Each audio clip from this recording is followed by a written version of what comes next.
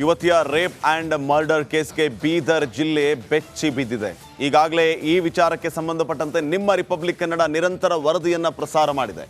Justice for Bharati ಅಭಿಯಾನ republic ಕನ್ನಡದಿಂದ. ಸದ್ಯಕ್ಕೆ ಅಲ್ಲಿನ ಪರಿಸ್ಥಿತಿ ಯಾವ ರೀತಿ ಇದೆ, ಏನೆಲ್ಲ ಬೆಳವಣಿಗೆ ಆಗಿದೆ, ಒಂದು ವರದಿ ನಿಮ್ಮ ಮುಂದೆ.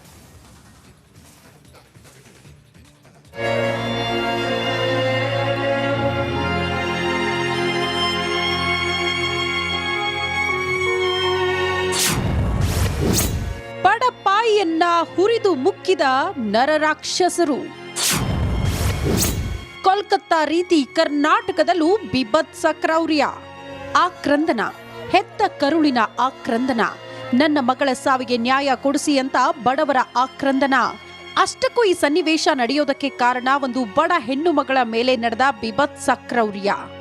ನನ್ನ ಮಗಿಗೆ ಯಾಕೆ ಮುಂಜಾನೆ ಯಾಕೆ ಹಿಡ್ಕೊಂಡು ಹೋಗ್ಯದ್ರಿ ಗೊತ್ತಿಲ್ಲ. ನಾವೆಲ್ಲ ಹುಡುಕಿದ್ವಿ, ಯಾಕಂದ್ರೆ ಗೊತ್ತಾಗ್ತಿಲ್ರಿ. ಇಲ್ಲಿ ತಂದು ಹೊಡೆದು ಬಿಟ್ಟಾಕೇನ್ರಿ. ಇದನ್ನ ಸರಿ ಹುಡ್ಕೊಂಡ ಗೊತ್ತಾಯ್ತ್ರಿ. ನನ್ನ ಮಗಳಿಗೆ ಹಂಗೆ ಮಾಡ್ರಿ, ಹಂಗೆ ಕಠಿಣ ಶಿಕ್ಷೆ ಕೊಡ್ರಿ, ಅವನಿಗೆ ಬಿಡಬೇಡ್ರಿ. ಇಲ್ಲೇ ಕೊಲೆ ಮಾಡ್ರಿ ತಂದು ಅವನಿಗೆ ಬಿಡಬೇಡ್ರಿ, ಆ ಪಾಪಿಗಳಿಗೆ ಬಿಡಬೇಡ್ರಿ. ಅಂತ ಪಾಪಿಗೆ ಬಿಡಬೇಡ್ರಿ. ನನ್ನ ಮಗಳು ಅಂತಕ್ಕೆ ಇದ್ದಿಲ್ರಿ. ಅವ ಹೆಂಗೆ ಮಾಡ್ಯಾನ ಅದು ಗೊತ್ತಿಲ್ಲ.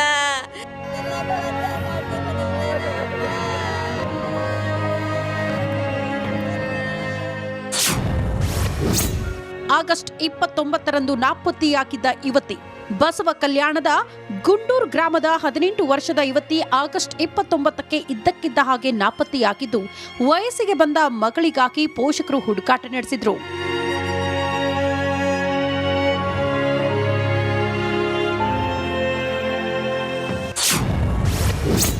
ಆಗಸ್ಟ್ 31ಕ್ಕೆ ಪೊಲೀಸ್ ಠಾಣೆಯಲ್ಲಿ ಪ್ರಕರಣ. ಮಗಳಿಗಾಗಿ ಹುಡುಕಾಟ ನಡೆಸಿದ್ದ ಪೋಷಕರು ದಿಕ್ಕೆ ತೋಚದೆ ಪೊಲೀಸ್ ಠಾಣೆ ಮೆಟ್ಟಿಲೇರಿದ್ರು. ಆಗಸ್ಟ್ 31ರಂದು ಮಗಳು ನಾಪತ್ತೆ ಕೇಸ್ ದಾಖಲಿಸಿದ್ರು. ಪ್ರಕರಣ ದಾಖಲಾಗ್ತಾ ಇದ್ದಂತೆ ಅಲರ್ಟ್ ಆದ ಪೊಲೀಸರು ಎಲ್ಲಾ ಕಡೆ ಹುಡುಕಾಟ ನಡೆಸಿದ್ರು. ಸೆಪ್ಟೆಂಬರ್ 1ರಂದು ಮುಳ್ಳಿನ ಪೊದೆಯಲ್ಲಿ ಶವ ಪತ್ತೆ. ಹರಿದ ಬಟ್ಟೆ, ತಲೆ ಮೇಲೆ ಕಲ್ಲು ಎತ್ತಿ ಹಾಕಿ ಕ್ರೌರ್ಯ. ಎಲ್ಲ ಕಡೆ ಹುಡುಕಾಡಿದ ಪೊಲೀಸರಿಗೆ ಗ್ರಾಮದ ಸ್ಕೂಲ್ ಕಾಂಪೌಂಡ್ ಬಳಿ ಆಘಾತಕಾರಿ ದೃಶ್ಯ ಕಂಡು ಬಂದಿತ್ತು. ಮೈ ಮೇಲೆ ಹರಿದ ಬಟ್ಟೆಗಳು, ತಲೆಯ ಮೇಲೆ ಕಲ್ಲು ಎತ್ತಿ ಹಾಕಿ ಸಾಯಿಸಿದ ರೀತಿ ಯುವತಿಯ ಶವ ಪತ್ತೆಯಾಗಿತ್ತು. 3 ದಿನಗಳ ಬಳಿಕ ಶವವಾಗಿ ಕಂಡ ಮಗಳನ್ನ ನೋಡಿ ಪೋಷಕರು ಆಘಾತಗೊಂಡಿದ್ರು.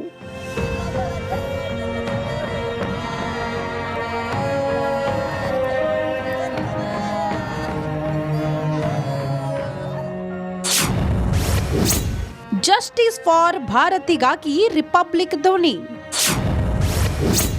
ರಾಜಕಾರಣಿಗಳು, ಸಂಘಟನೆಗಳಿಂದ ಹೋರಾಟ. ಈ ವಿಷಯ ಗಾಳಿಯಂತೆ ಎಲ್ಲೆಡೆ ಹಬ್ಬಿತ್ತು. ವಿವಿಧೆಡೆ ಸಂಘಟನೆಗಳು ಕೈ ಜೋಡಿಸಿ ಬಸವ ಕಲ್ಯಾಣದಲ್ಲಿ ಬೃಹತ್ ಹೋರಾಟ ನಡೆಸಿದ್ರು. ಸಚಿವ ಈಶ್ವರ್ ಖಂಡ್ರೆ ಸೇರಿ ಹಲವು ರಾಜಕಾರಣಿಗಳು ಕುಟುಂಬಸ್ಥರನ್ನ ಭೇಟಿಯಾಗಿ ಸಾಂತ್ವನ ಹೇಳಿದ್ರು. ಈ ವೇಳೆ ಕುಟುಂಬಕ್ಕೆ 1 ಲಕ್ಷ ಪರಿಹಾರ ಹಣ ನೀಡಿದ್ರು.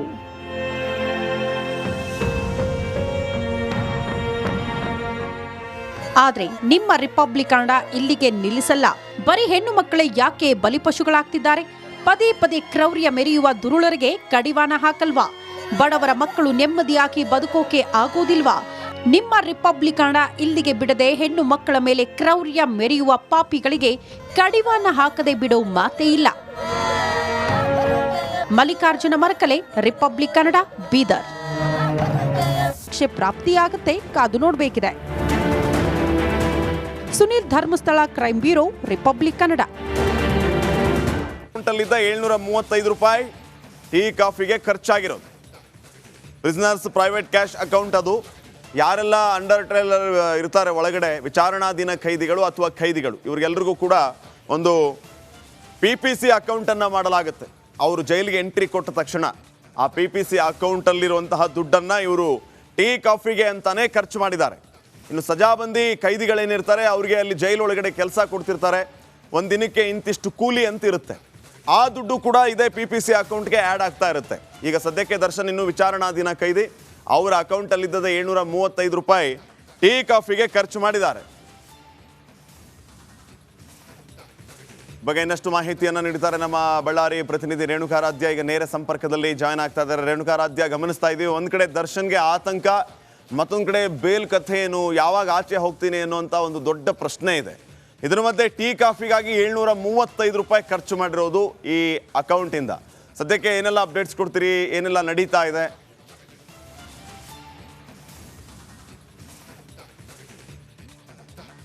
ಶ್ರೀಪಾದ್, ಇಷ್ಟು ದಿನ ಚಾರ್ಜ್ ಶೀಟ್ ಟೆನ್ಷನ್ನಲ್ಲಿ ದರ್ಶನ್ ಇದ್ದರು. ನಿನ್ನೆ ಏನು ಚಾರ್ಜ್ ಶೀಟ್ ಸಲ್ಲಿಕೆ ಆಯಿತು, ಆ ಬಳಿಕ ಅವರ ಕುಟುಂಬಸ್ಥರು ಕೂಡ ಬಂದು ಹೋದರು. ಒಂದಷ್ಟು ರಿಲೀಫ್ಗೆ ದರ್ಶನ್ ಅವರು ರಿಲೀಫ್ ಆಗಿರ್ತಕ್ಕಂಥದ್ದು. ಅಂದರೆ ಮೊದಲಿಗೆ ಚಾರ್ಜ್ ಶೀಟ್ ಟೆನ್ಷನ್ನಲ್ಲಿದ್ದರು, ಸಾಕಷ್ಟು ಅದರಲ್ಲಿರ್ತಕ್ಕಂಥ ಅಂಶಗಳಿಂದ ಸಾಕಷ್ಟು ಒಂದು ರೀತಿಯ ಆತಂಕಕ್ಕೂ ಕೂಡ ಒಳಗಾಗಿದ್ದರು. ಯಾವಾಗ ನಿನ್ನೆ ಅವರ ಕುಟುಂಬಸ್ಥರು ಬಂದು ಹೋದರು, ಆ ಬಳಿಕ ರಿಲೀಫ್ ಆಗಿದ್ದಾರೆ. ಜೊತೆಗೆ ದಿನನಿತ್ಯ ಅವರಿಗೆ ಕಾಲವನ್ನು ಕಳೆದು ಬಳ್ಳಾರಿ ಸೆಂಟ್ರಲ್ ಜೈಲಿನಲ್ಲಿ ಒಂದು ರೀತಿಯ ನರಕದ ವಾತಾವರಣ ಇದೆ ಅಂತ ಹೇಳಿದರೆ ತಪ್ಪಾಗಿಕ್ಲಿ. ಯಾಕಂದರೆ ಪ್ರತಿಯೊಂದು ಸೌಲಭ್ಯಕ್ಕೂ ಕೂಡ ದರ್ಶನ್ ಅವರು ಗೋಗರಿಯುವಂಥ ಪರಿಸ್ಥಿತಿ ಇಲ್ಲಿ ನಿರ್ಮಾಣವಾಗಿದೆ. ಅದಕ್ಕೆ ಒಂದು ಬೆಸ್ಟ್ ಎಕ್ಸಾಂಪಲ್ ಅಂದರೆ ಕಳೆದ 4-5 ದಿನದಿಂದ ಅವರು ಟಿವಿಯ ವ್ಯವಸ್ಥೆಗಾಗಿ ಕೇಳ್ತಾ ಇರ್ತಕ್ಕಂಥದ್ದು. ಅಂದರೆ ಒಂದು ಟಿವಿಯನ್ನು ನಮಗೆ ಕೊಡಿ ಅಂತ ಕೇಳ್ತಾ ಇರ್ತಕ್ಕಂಥದ್ದು. ಆದರೆ ಇಲ್ಲಿಯವರೆಗೂ ಜೈಲರ್ ಅದನ್ನು ಕೊಡೋದಕ್ಕೆ ಮೀನಾಮೇಷ ಎಣಿಸ್ತಾ ಇದ್ದಾರೆ. ಅದಕ್ಕೆ ಒಂದು ಪ್ರಾಪರ್ ವೇ ಇದೆ.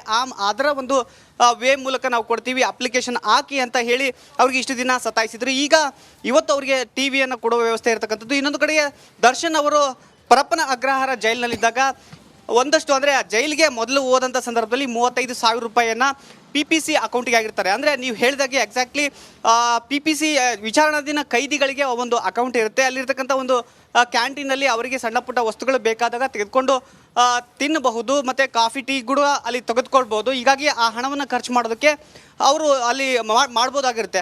ಹೀಗಾಗಿ ಅವರ ಅಕೌಂಟ್ನಲ್ಲಿದ್ದ 35,000 ರೂಪಾಯಿ ಹಣವನ್ನು ಬಳ್ಳಾರಿ ಸೆಂಟ್ರಲ್ ಜೈಲಿಗೆ ಯಾವಾಗ ಬರ್ತಾರೆ ದರ್ಶನ್, ಆ ಸಂದರ್ಭದಲ್ಲಿ ಇದೇ ಜೈಲಿನ ಅಕೌಂಟ್ಗೆ ಅವರು ಹಾಕ್ತಾರೆ. ಅಲ್ಲಿ ಇಲ್ಲಿಯ PPC ಅಕೌಂಟಿಗೆ ಹಾಕ್ತಾರೆ. ಈಗ ನಮಗೆ ಸಿಕ್ಕಿರ್ತಕ್ಕಂಥ ಮಾಹಿತಿ ಏನು ಅಂದರೆ, ಆ ಒಂದು ಹಣದಲ್ಲಿ ಅಂದರೆ 35,000 ರೂಪಾಯಿ ಹಣದಲ್ಲಿ 735 ರೂಪಾಯಿಯನ್ನು ದರ್ಶನ್ ಅವರು ಖರ್ಚು ಮಾಡಿದ್ದಾರೆ. ಅಂದರೆ ಕಾಫಿ ಟೀ ಕುಡಿಯೋದಕ್ಕೋಸ್ಕರ ಖರ್ಚು ಮಾಡಿದ್ದಾರೆ ಅನ್ನೋ ಮಾಹಿತಿ ಸಿಕ್ಕಿರ್ತಕ್ಕಂಥದ್ದು. ಯಾಕಂದರೆ ದರ್ಶನ್ಗೆ ಇಲ್ಲಿ ಸರಿಯಾದ ಸಮಯಕ್ಕೆ ಊಟ ಸಿಗ್ತಾ ಇದೆ.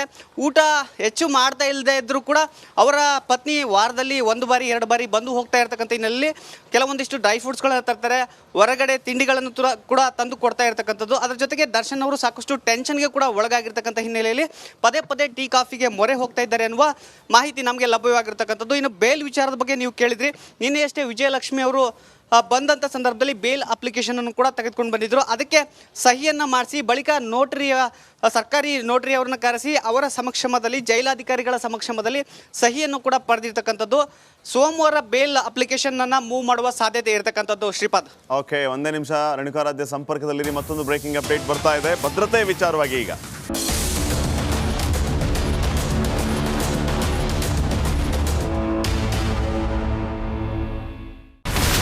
ಇಲ್ಲಿರುವಂತ ಈ ಒಂದು ಗುಡ್ಡ ಕುಸಿದ ಪರಿಣಾಮ ಯಾವ ರೀತಿಯಾಗಿತ್ತು ಅಂತಂದ್ರೆ, ಗಂಗಾವಳಿ ನದಿ ಪಕ್ಕದಲ್ಲಿರುವಂತಹ ಉಳುವರೆನ್ನುವ ಗ್ರಾಮ ಸಂಪೂರ್ಣವಾಗಿ ಇವತ್ತು ನಾಶ ಆಗಿದೆ. ಮನೆ ಮಠ ಏನಿಲ್ಲ, ಎಲ್ಲ ಹೋಗ್ಬಿಟ್ಟಿದೆ.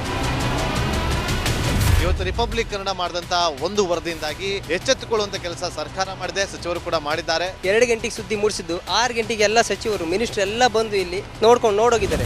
ಎಲ್ಲಾ ಜನರಿಗೂ 1,20,000 ಮತ್ತೆ ಅವರಿಗೆ ಮನೆಗೆ 5 ಲಕ್ಷ. ಈ ಸುದ್ದಿಯನ್ನ ಎಲ್ಲ ಒಂದು ಅಧಿಕಾರಿಗಳಿಗೆ ಮೂಡಿಸಿದ್ದಕ್ಕಾಗಿ ರಿಪಬ್ಲಿಕ್ ಕನ್ನಡ ಟಿವಿಗೆ ಧನ್ಯವಾದ ಹೇಳಿ ಇಷ್ಟಪಡ್ತೇವೆ. ಮನೆನೂ ಕೊಡ್ತೇವೆ, ಮಕ್ಕಳ ಶಿಕ್ಷಣಕ್ಕೆ ತೊಂದರೆ ಆಗದೆ ಇದ್ದಂಗೆ ಹೆಲ್ಪ್ ಮಾಡ್ತೇವೆ. 1,20,000 ಮನೆ ಯಾರ್ದ್ರ ಡ್ಯಾಮೇಜ್ ಆಗಿದೆ ಅದನ್ನ ಕೊಡ್ತೀವಿ ಅಂತ ಒಪ್ಕೊಂಡಿದ್ದಾರೆ. ನಮ್ಮ ಕಷ್ಟಕ್ಕೆ ನೀವು ರಿಪಬ್ಲಿಕ್ ಕನ್ನಡದವರಾದಂತ ನೀವು ನೆರವಾಗಿರ್ತ ನಾವು ನಂಬಿದ್ದೇವೆ. ಅವರಿಗೆ ಸೂರನ್ನ ಕಲ್ಪಿಸಿಕೊಡೋವರೆಗೂ ಕೂಡ ರಿಪಬ್ಲಿಕ್ ಕನ್ನಡ ಅವರಿಗೆ ಧ್ವನಿಯಾಗಿ ನಿಲ್ಲುವಂತ ಕೆಲಸವನ್ನ ಮಾಡುತ್ತೆ.